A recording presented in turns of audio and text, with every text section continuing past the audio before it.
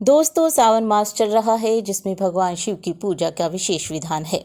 क्या आपको पता है कि सावन महीने में भगवान शिव की विशेष पूजा क्यों की जाती है? मान्यता है कि ऋषि मार्कंडू ने अपने पुत्र मार्कंडी की लंबी आयु के लिए श्रावण मास में ही घोर तप किया था, जिससे उन्हें शिव जी की विशेष कृपा प्राप्त हुई थी।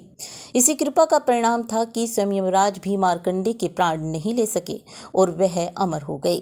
इसी वजह से लंबी आयु पाने, अकाल मृत्यु और बीमारियों से छुटकारा पाने के लिए सावन में भगवान शिव की विशेष पूजा की जाती है।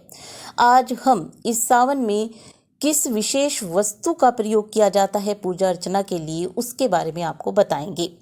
कहते हैं कि शिव की पूजा भस्म के बिना अधूरी मानी जाती है। यह बात शिव पुराण में वर्णित है।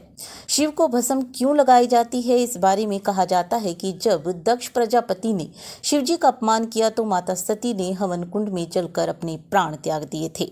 तब शिव जी ने सती की चिता की भस्म खुद पर लगाई थी। तब से भगवान शिव को भस्म लगाने की परंपरा शुरू हुई। अब बात करते हैं रुद्राभिषेक की कि क्यों भगवान शिव को रुद्राभिषेक किया जाता है। आपको बता दें कि सावन में ही समुद्र मंथन हुआ था, जिसमें विष निकला, जिसे भगवान शिव ने अपने कंठ में धारण करके संसार को बचाया था। लेकिन इस हलाहल से उनके शरीर की गर्मी बढ़ गई। तब देवताओं ने जहर का असर कम करने के लिए उन पर जल चढ़ाया। इसलिए शिवलिंग पर जल अभिषेक करने की परंपरा है। अब हम आपको बता रहे हैं कि बिल्व पत्र भगवान शंकर को इतना प्रिय क्यों है। बिल्व पत्र भगवान शिव के त्रिनेत्र रूप हैं। भोलेनाथ स्वयं कहते हैं कि मेरे बाएं नेत्र में चंद्रमा, दाएं में सूर्य और बीच में अग्नि का वास है। जब हम शिव पर बिल्व पत्र चढ़ाते हैं तो सूर्य, चंद्र और अग्नि की पूजा अपने आप हो जाती है। स्कंद पुराण में कहा गया है कि बेल के पेड़ में देवी गिरिजा, महेश्वरी, दक्षायनी, पार्वती, गौरी और कात्यायनी निवास करती हैं। इसलिए बिलपत्र चढ़ाने से इन देवियों की उपासना अपने आप हो जाती है। अब हम आपको बता रहे हैं भगवान शिव पर तुलसी और केतकी का फूल क्यों नहीं चढ़ाया जाता।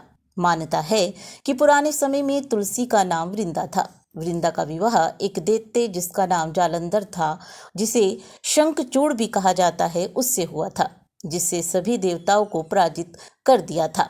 वृंदा के पतिव्रता होने की वजह से कोई देवता शंखचूड़ को मार नहीं सका। उस समय भगवान विष्णु ने तुलसी का पतिव्रत धर्म भंग कर दिया। इसके पश्चात भगवान शिव ने शंखचूड़ का वध किया था। जब वृंदा को यह सब पता चला तो वृंदा ने विष्णु को पत्थर बन जाने का श्राप दिया। आपको बता दें कि भगवान विष्णु का शालिग्राम रूप ही उनका पत्थर स्वरूप है। बाद में वृंदा तुलसी के नाम से प्रसिद्ध हुई। भगवान शिव ने जालंधर का वध किया, जिनकी पत्नी वृंदा थी, तो इस वजह से शिव जी पर कभी भी तुलसी नहीं चढ़ाई जाती। भगवान शिव पर केतकी का फूल भी नहीं चढ़ाया जाता।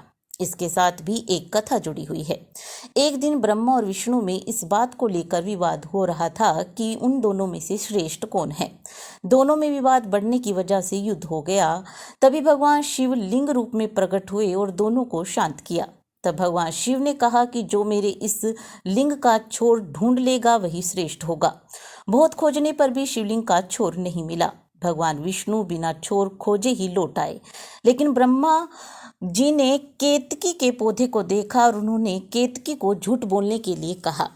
ब्रह्मा जी को लिंग का छोर मिल गया है, केतकी ये कहते हैं। लेकिन भगवान शिव से जो झूठ बोला गया वे उसे जान लेते हैं। तब उन्होंने ब्रह्मा को शाप दिया कि अब से आपकी पूजा नहीं होगी। केतकी ने भी झूठ बोला था, इस कारण शिव जी ने इस पौधे के फूलों को अपनी पूजा में वर्जित कर दिया। तब से शिव पूजन में केतकी के फूल नहीं चढ़ाए जाते।